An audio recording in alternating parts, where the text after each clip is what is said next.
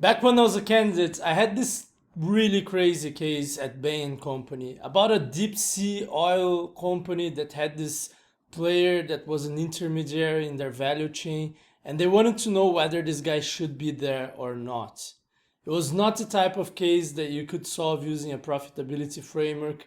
It was not the kind of case that you could solve using a business situation framework, anything from case in point, or even using Porter's value chain analysis. The only way to solve that case was to come up with a custom structure from scratch. My name is Bruno, I'm an ex-McKinsey consultant and the co-founder of Crafting Cases, where we teach you how to stand out in your case interviews by thinking like a top management consultant. And in this video, I'm gonna show you the second way to be MECE, which we call process structures. It's the most underutilized type of structure everywhere by candidates around the globe. And it's so sad because it's the type of structure that you need in a lot of those cases where you can't find any framework from any case interview book or anything like that. This video is part of a series of videos called The 5 Ways to Be MECE. So if you just got into this video without watching those first, sure you can watch it, but I recommend you go back to the first one, and I'm gonna put the link up here. So without further ado, let's jump right into process structures. Process structures are basically breaking down a problem that has an underlying process into the stages of the process. So as with other videos in this series, I'm first gonna go through some examples of process structures. Then I'm gonna show you how to use this type of structure.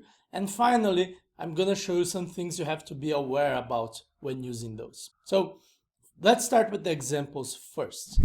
If you've been to business school or if you've studied some business at all, you've probably heard about the value chain framework or the marketing funnel framework. Or if you've worked with sales or with websites, you've seen sales funnels or conversion funnels. These are all types of process structures, the more formal types at least. But we don't have to get attached to these theoretical frameworks. We can actually create our own, and it's pretty simple to do so. So let's see some examples of that. Let's see examples of cases that would be tough to structure with a conventional framework from a case interview book, or even impossible to structure like that, and that we can easily create a customized framework just by breaking it down into the steps of the process.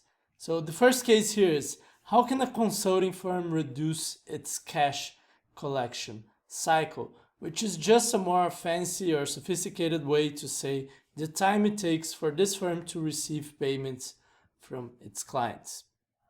So we can break down the billing process into its steps. So we can change stuff in the pre-project agreements, so we can make clients agree to pay us earlier in 15 days instead of 60 days, for example. We can change how we invoice or how quickly we invoice. Maybe we're taking time to send them the invoices. We can change how we follow up or remind clients to pay. I mean, clients forget to pay their bills, or they could be forgetting, and we can change how we handle that. For example, we could send a different message, or we can talk to a different person within the client organization. Finally, we can change the way we handle defaults. So if a certain client or 5% of clients are taking a lot of time to pay, 2 years, 3 years, they're actually not paying you, how do you handle those so that you can receive your payments earlier? So this is not a pre-made framework. I just broke down the billing process from beginning to end. And I imagine what the stages would be. Now let's see another case. Why is the quality of a law firm's junior hires decreasing? So there's this law firm, they hire a lot of people out of school, and they've noticed that the quality of these hires is decreasing. I'm not gonna get into how is quality defined or anything. I just want to show you how to structure this. And I bet you can find a case interview book structure for this, or a pre-made framework for this. So let's break down the hiring process.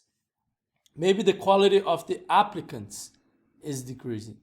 So maybe all the talk about millennials and that they're lazy and unfocused is actually true, and the quality of these people is decreasing. Or maybe we're just focusing on the wrong demographic. We went to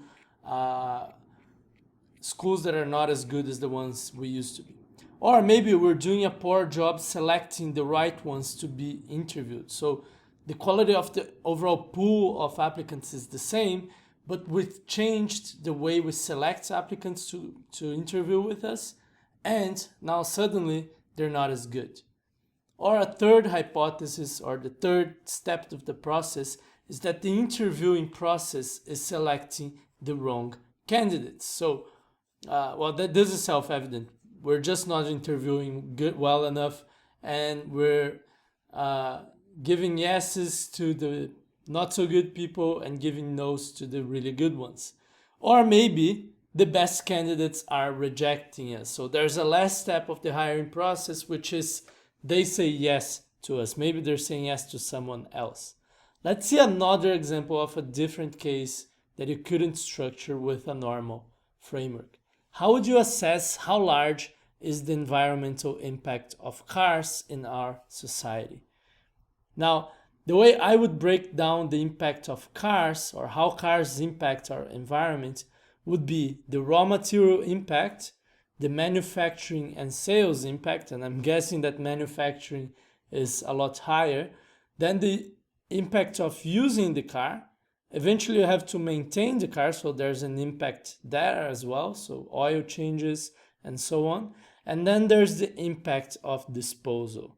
I bet you didn't have a framework for this last one, probably not for any of these three frameworks that we see here, of these three cases that we see here. And this last example, I want to call your attention to it because it shows the full power of this type of structure. I've done this case with a lot of candidates, and when asked this case question, most candidates just mention the impacts of using the car. Some candidates think about disposal or of manufacturing, but very few get the big picture. Very few remember to see the whole chain, and they end up forgetting about everything else. So just to give you an example here, the raw material impact may be really big because mining is a really environmental harmful activity, and a lot of iron ore mining that goes on in the world is for the automotive industry. So if you forget that, you might be forgetting the biggest chunk.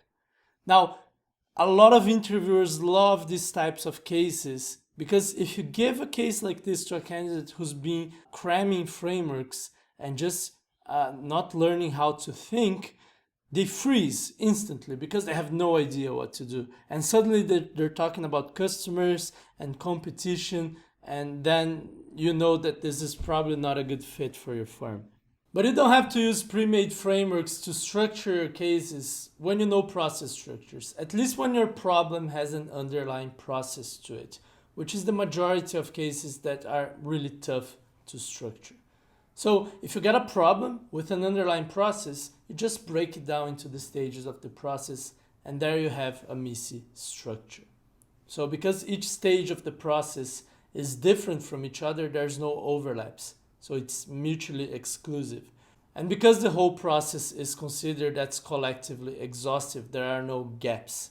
So that now that we know what a process structure is for, and what a process structure is like, let me show you how to use one so that you can use them effectively in your cases. The first step to use a process structure is to know if it applies to your problem or not. That is, if your problem has an underlying process to it or not. For some problems, that's pretty obvious. For example, sales, hiring, manufacturing. These are all things that we associate with a process because they have a very linear process to them. They have a beginning, a middle, and an end, and it's all very well defined. But there are some other problems that have more complex process underlying them, not as linear. For example, the case on car environmental impact that I've shown you a while ago. I made it sound like there was a linear process, so raw materials, manufacturing, usage, maintenance, and disposal, but the reality is a bit more complex than that. So you're using your car, now you have to do maintenance on it. To do maintenance, you need new parts, and these parts come from a new raw material extraction and a new manufacturing process. So you use these parts so that you can do the maintenance and use your car again. So it's not as linear as other types of process. And that's why a lot of candidates don't associate these problems with processes. But they actually have underlying processes to them. And to structure this case, you need to make these messy, complex processes more simple.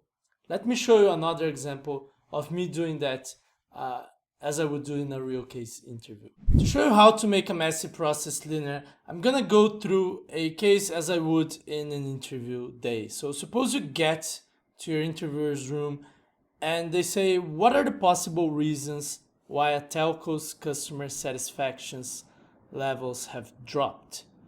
So before you freak out because, I don't know, Victor Cheng didn't teach you a framework for customer satisfaction, or before you start spitting out all the reasons why you hate your telecom carrier, let me show you how I personally would do this.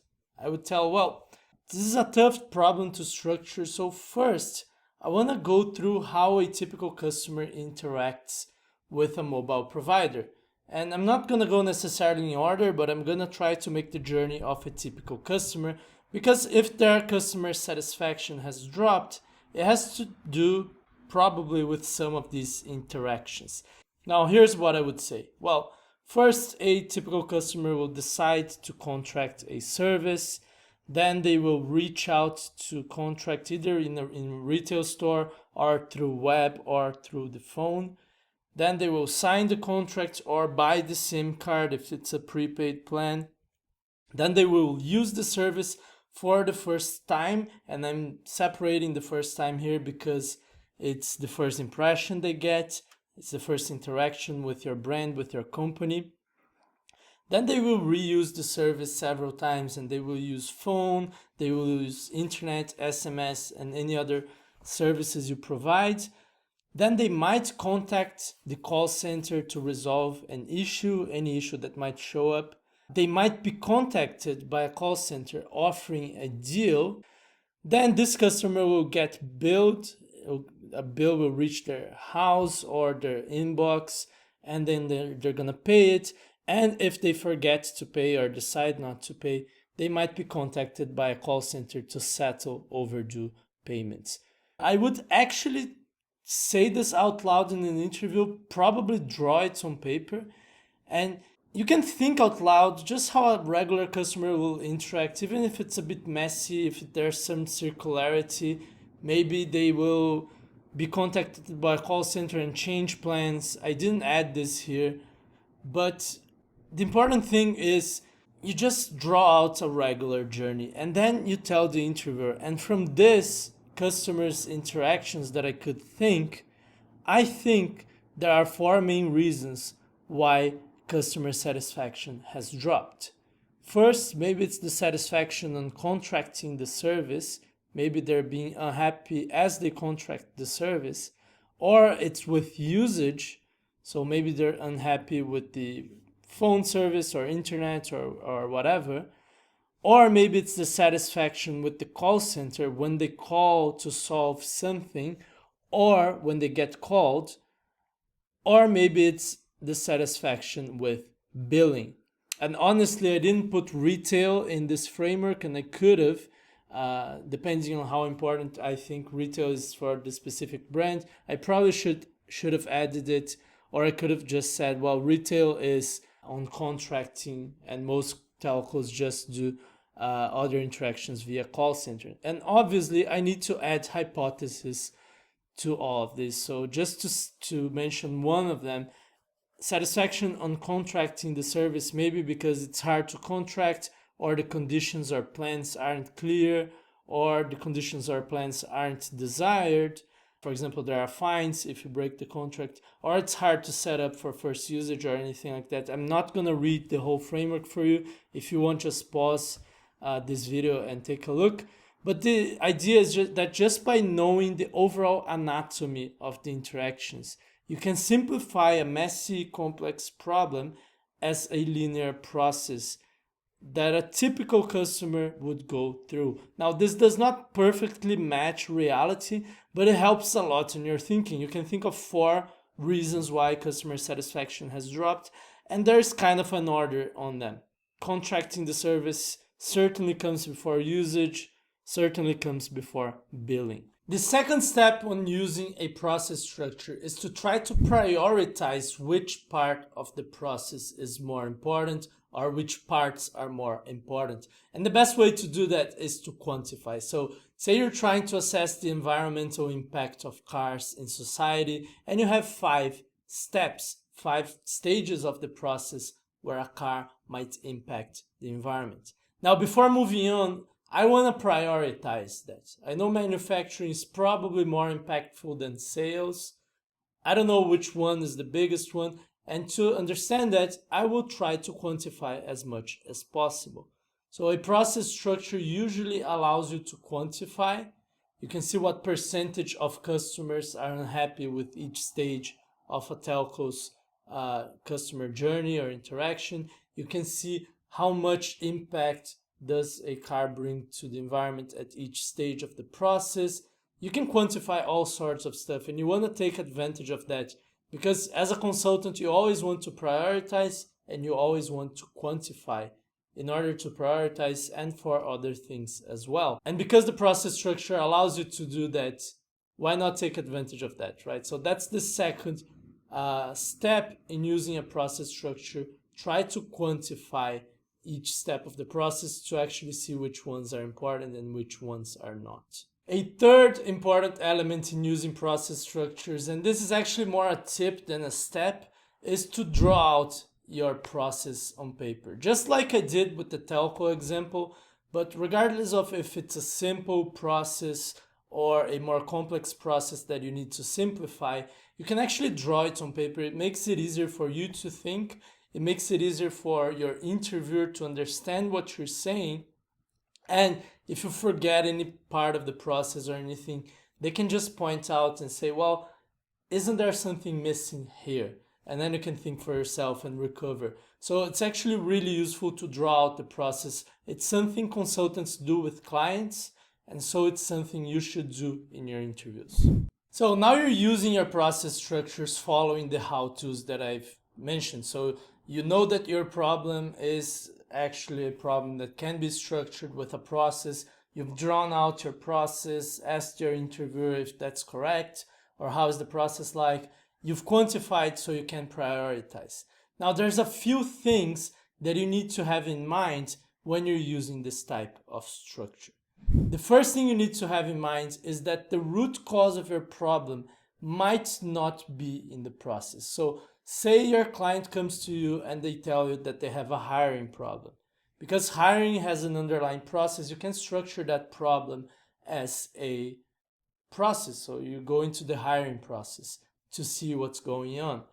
Now, the real cause of the hiring problem might not be in hiring. It can also be in something else. For example, your company has a toxic culture and no one wants to work for you. Or your company's financials are pretty bad and the media is telling that they're going to go bankrupt and no one wants to work for a company that's going bankrupt. So the root cause of the problem might not be in hiring. It might be in something else. What to do then if you're using a process structure? Well, you can use it. Your symptom is in hiring. And once you identify the cause of the symptom, and you're going to identify that as you study each stage of the hiring process, then you can get to the root cause. Maybe toxic culture, maybe company going bankrupt. Once you've identified the root cause and you've identified that it's actually outside of the process, then you need to switch gears and you need to redefine your problem as that one root cause. So in this part of the case, you actually change your problem. You don't have a hiring problem anymore. You have a culture problem, for example.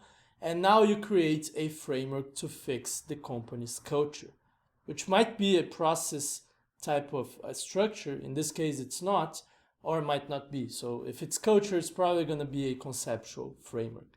So this is the first thing to be aware and to have in mind when using a process structure. The root cause of that process problem may be within the process or may be outside of the process. And if it's outside, you're going to have to redefine the case and restructure the solution. Now, if you do that, you actually haven't wasted any time. A lot of you guys are thinking, well, isn't there a faster way to figure out that it's not a hiring problem, it's a company's culture problem? No, you've actually not wasted any time. You went to see what the client was concerned with, and you've quickly identified the root cause. This part of the case is done. You've done a good job. Now you have to redefine the case and solve the other part. The second thing you need to be aware of when using a process structure is that these types of structures are great for linear sequential problems. So sales, hiring, manufacturing, even if they're a bit messy like customer satisfaction or environmental impact of cars. But they're not good at all for really messy, non-repeatable problems, which we tend to call strategic problems. So let me give you an example. Let's say you have a sales problem that you want to try to solve using a process structure. So you get the sales process down and see where the problem is happening. You may find that you can't really fix the problem within the boundaries of this process. And what this means is that you have a sales strategy problem. And if you have a sales strategy problem, you probably need to change this process or even eliminate it. You might have to fire your whole sales force. Maybe having a sales force is not the best sales strategy for your company.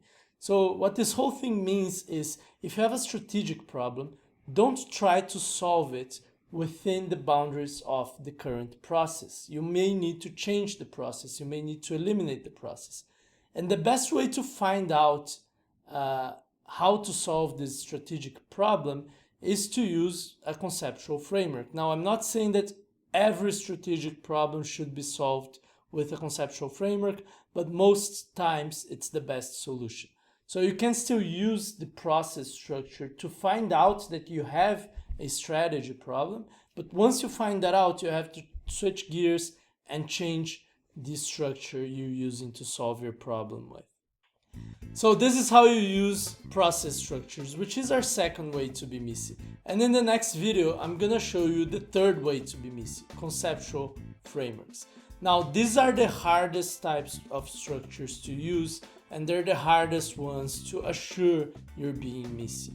Now, a little hint here is that while most candidates think using conceptual frameworks is to memorize them, and memorize as many as you can, or one really good one that solves every problem, in reality, you actually need to create your own or adapt your own conceptual frameworks. So this is what it takes to be good at them. But it's worth it because they're a powerful tool in your toolkit. They're a powerful tool to structure qualitative problems, and they're the best tool to structure most long-term strategic complex problems. If you've liked this video, please hit like and subscribe to this channel so you can get more news once I post a new video. Also, tell me in the comments if you've had a case before, in a real interview, in a mock interview, that you didn't know how to structure it, and that after watching this video, you now know that you should have used a process structure. Tell me about that because I love to hear stories on how these techniques actually help you guys improve your performance and solve your cases better. So I hope you've liked this video. Keep watching because I'm gonna put the one on conceptual frameworks in sequence in this playlist, so it probably should start playing as I finish. And I hope you a good day, a good evening, and a good case interview preparation. See ya!